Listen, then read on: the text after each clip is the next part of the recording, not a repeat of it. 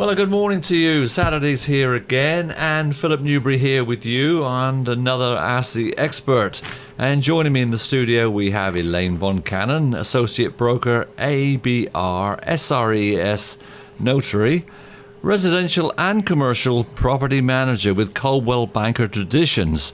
And with her, we have Kevin Onizuk, Branch Manager with JG Wentworth Home Lending here in Williamsburg.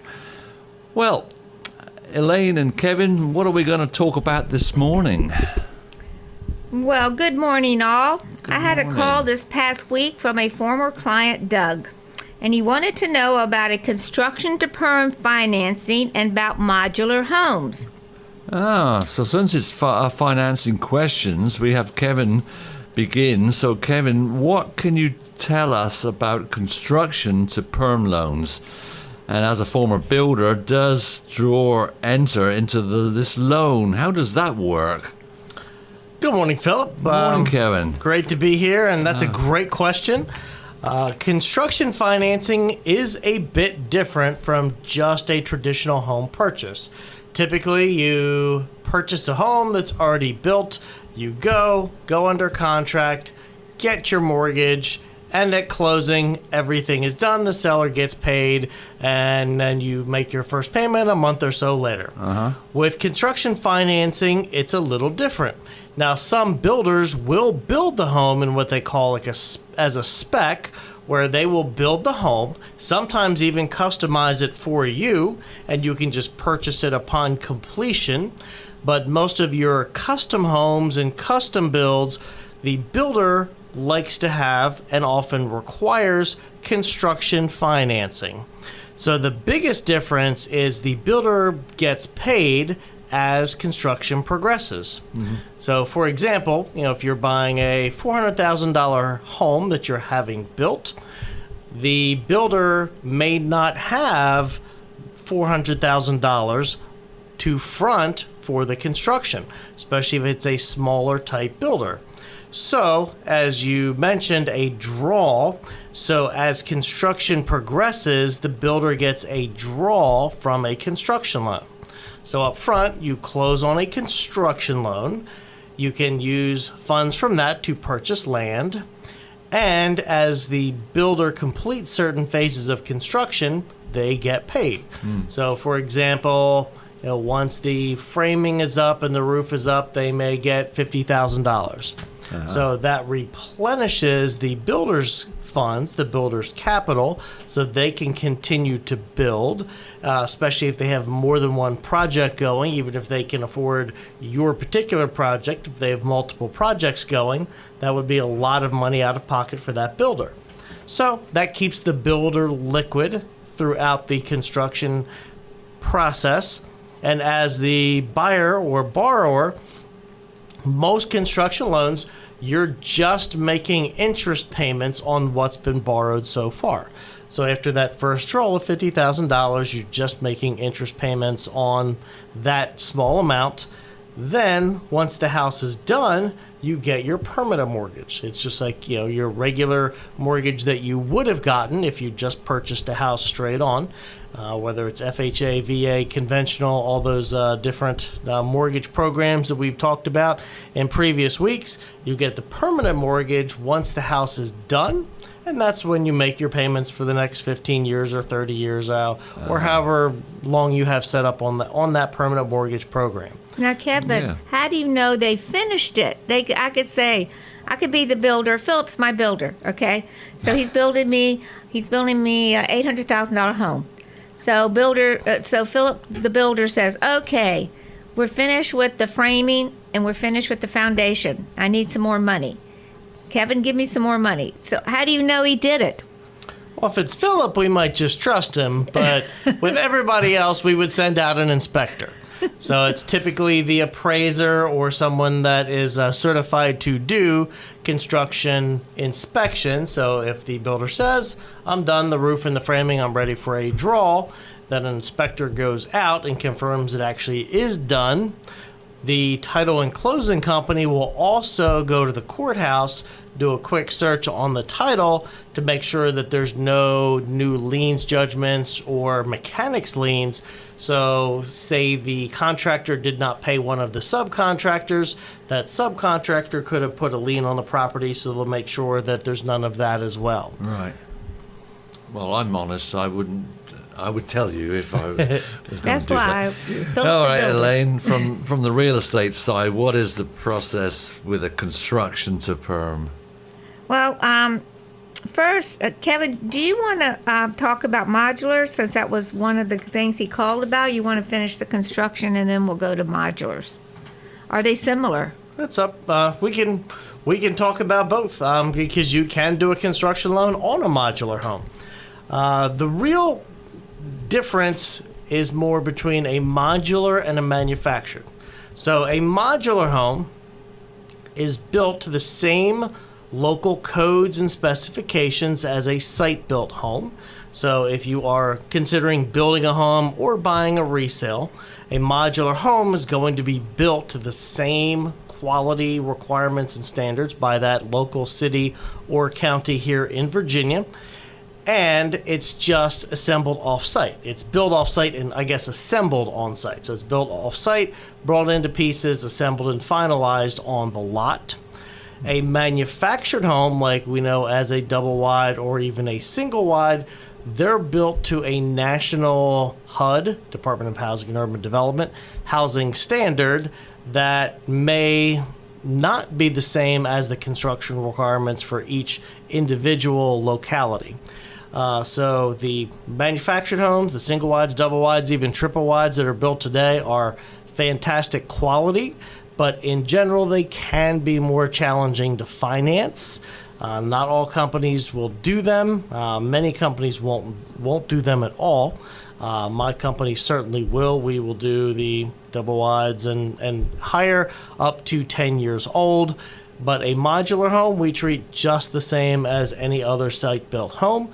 So it's financed the same, it appraises the same.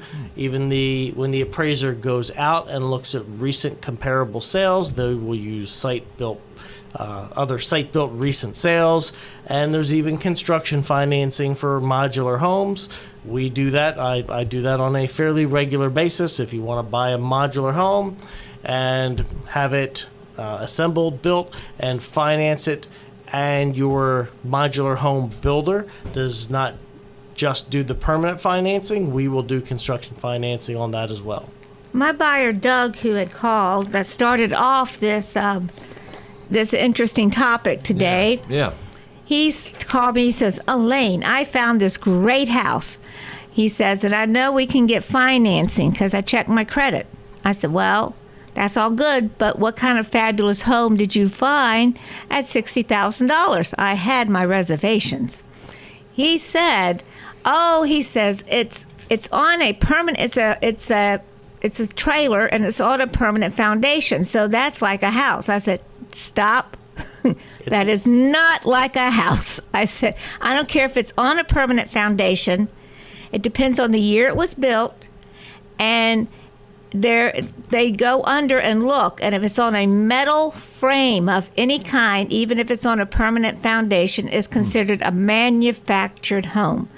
And there's a tag that has to be on it from HUD. There is a tag. It can be up on the tongue. It can be in a closet. So never remove those tags if you own one of these. Never, never, never. Because if not, they have to go to DMV and do research to get this tag number. So it depends on the year. Now, Kevin, what's the year for that for manufacturers for financing? It depends on the mortgage company.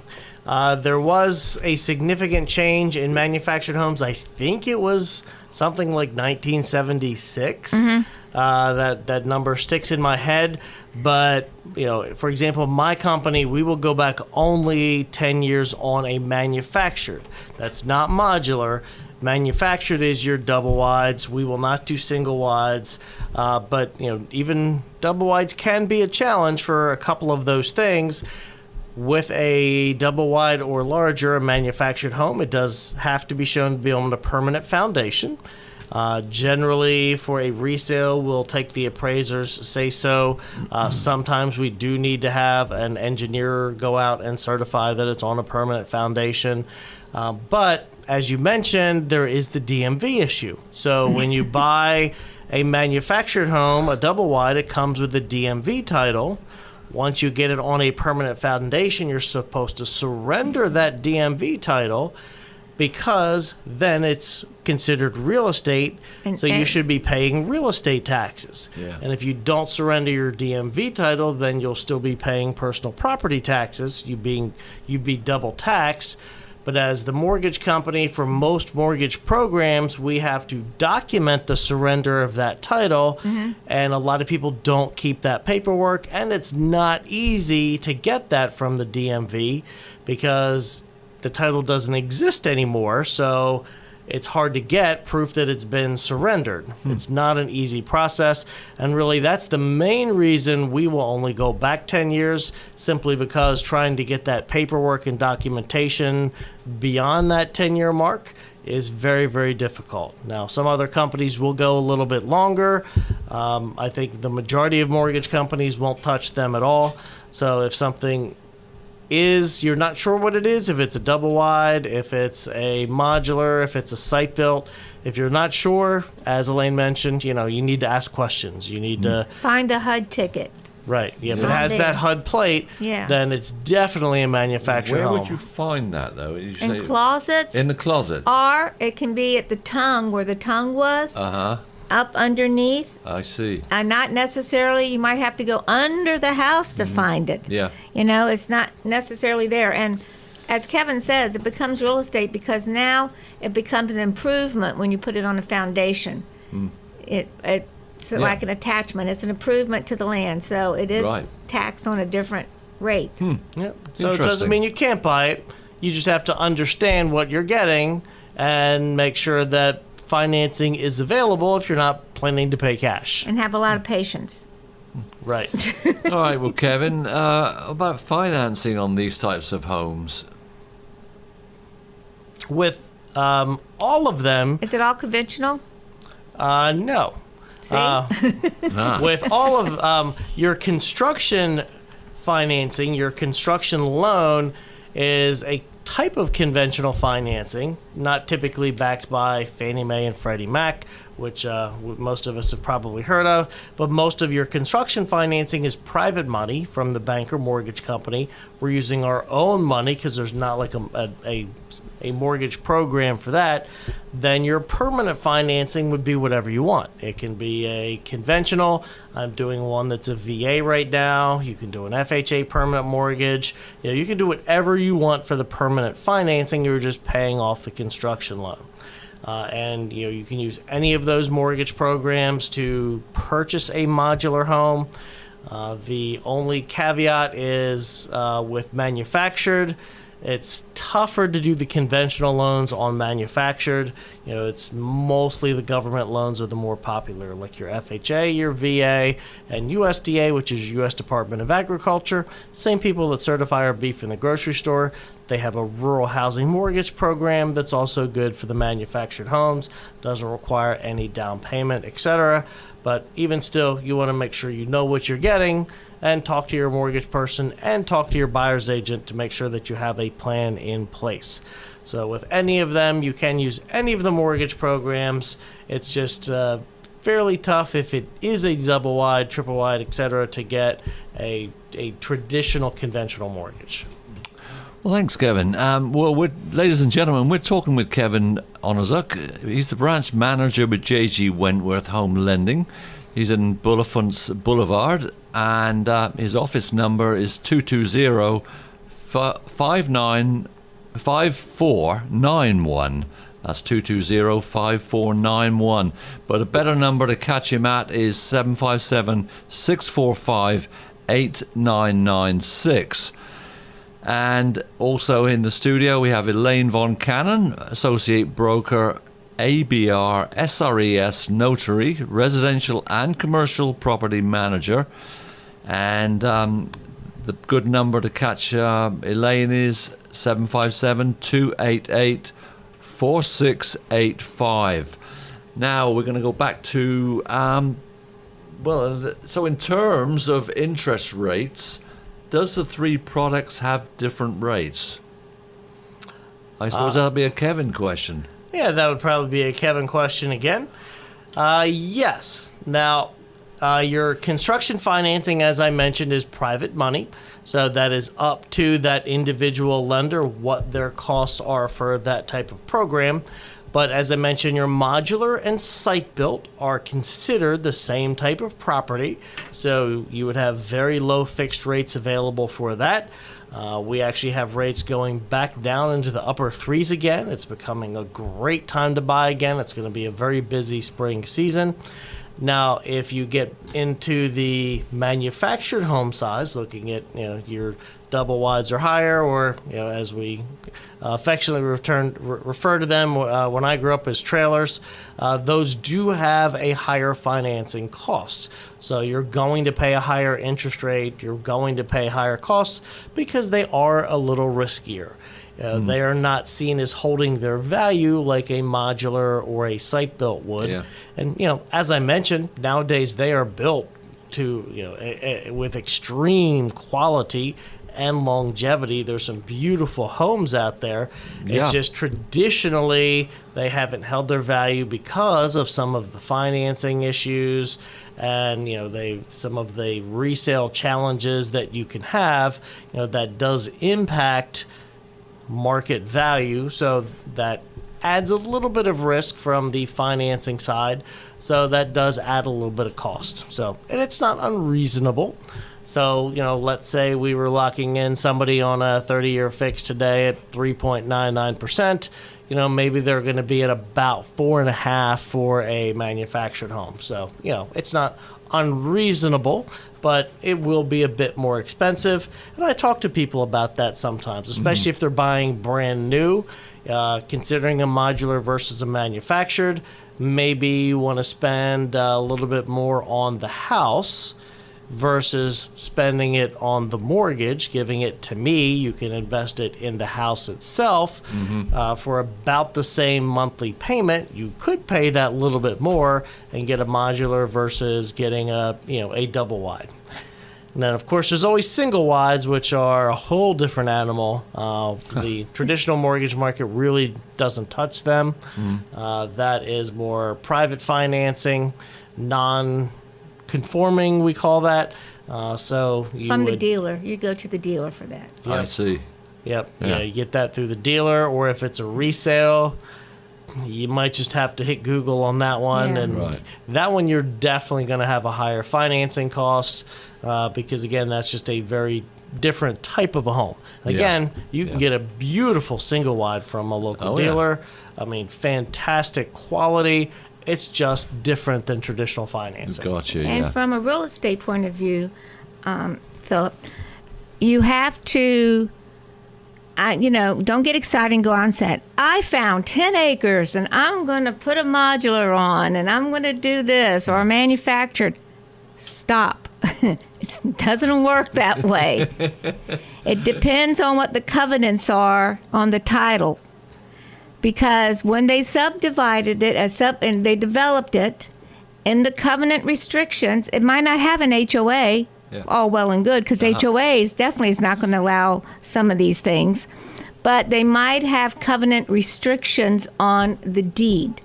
And with that being said, you have to go to the courthouse, do your homework. Is there a restriction on what size of home? Like Kevin's going to do a construction of perm on a 1,500 square foot rancher. The covenants will not let anything under 2,000 be built, 2,000 square foot.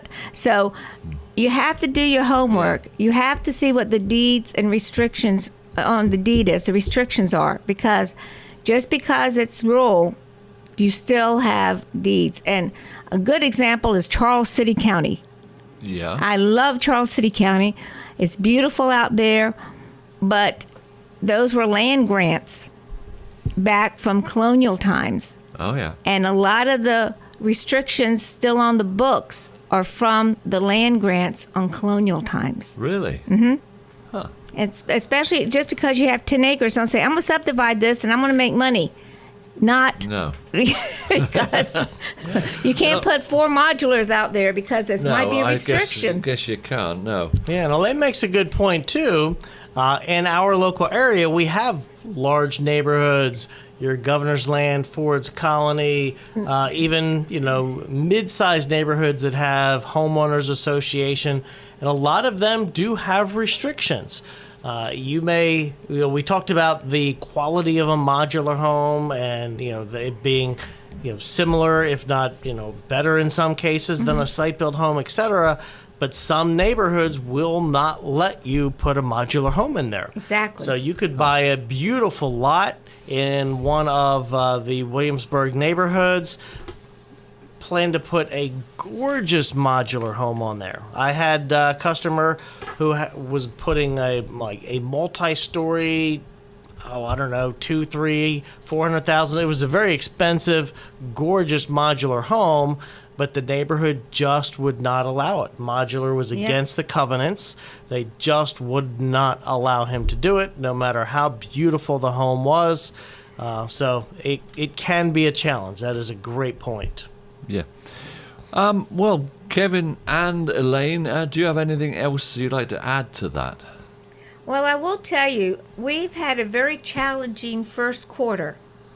The first quarter, actually in Williamsburg, they just ran the numbers. We were down 15% from last year. Really? Inventory's down as well, but sales were down 15% from last year during first quarter. Mm-hmm. I'm pretty sure the government shutdown did not help. No, probably And didn't. also at tax season, Kevin will tell you historically it slows down for about 6 weeks right around tax season because everybody's freaky because they're paying taxes. Well, everyone sort of holds back. And now we have a different tax code, so they didn't take as much out of your check, but you're not getting as much back now. And a lot of people some people, especially first-time home buyers, that's going to be my closing cost or my down payment but Kevin has loans that's 100% that he can help you with. So, I think that our slowdown was due a lot, and the fall was also bad because we had all those storms, and that did not help. So it has been an extremely wet winter. Very wet. In fact, we were talking before the show about the ground can only hold so much saturation. Yeah. It's like we're living in a rainforest. Well, it's just like, you get a storm, and then you may get 3 or 4 or 5 days of dry weather, and your yard is just about dried up.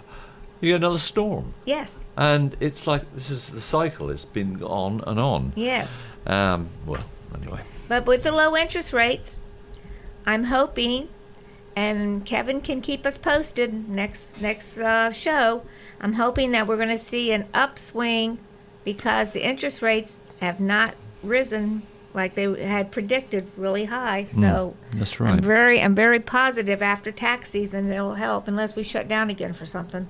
Well, hopefully not.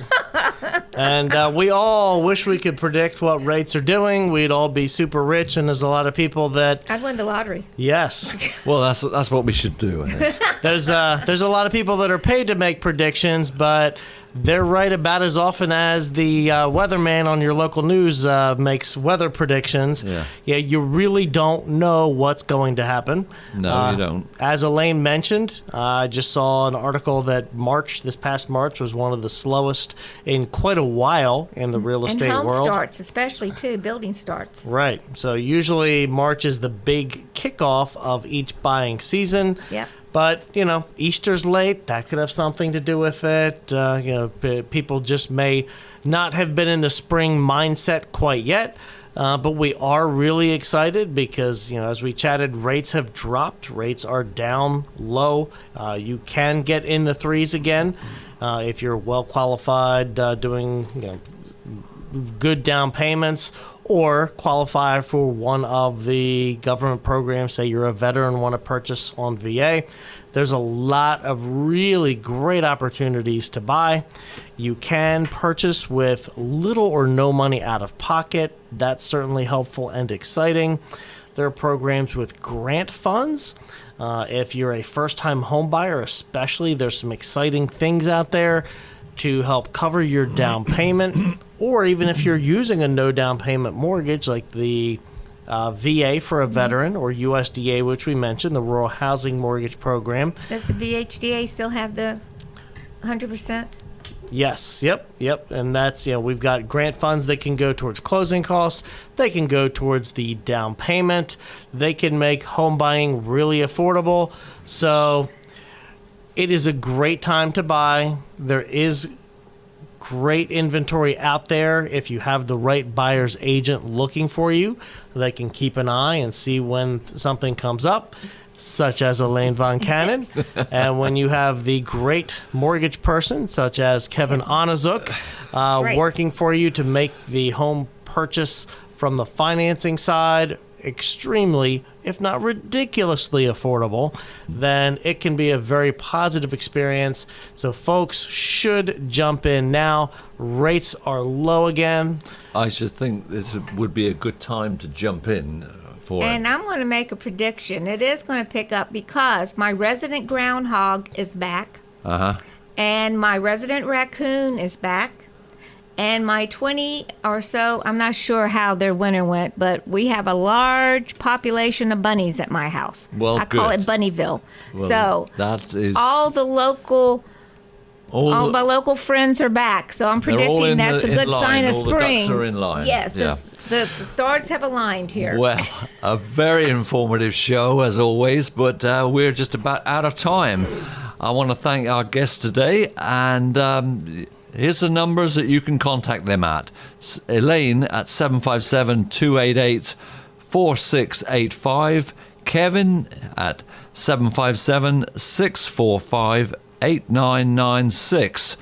This has been Philip Newbury for Ask the Expert. Now stay tuned for more great music on FM 93.5 The Berg and WMBG AM 740. Have a great weekend. Cheers.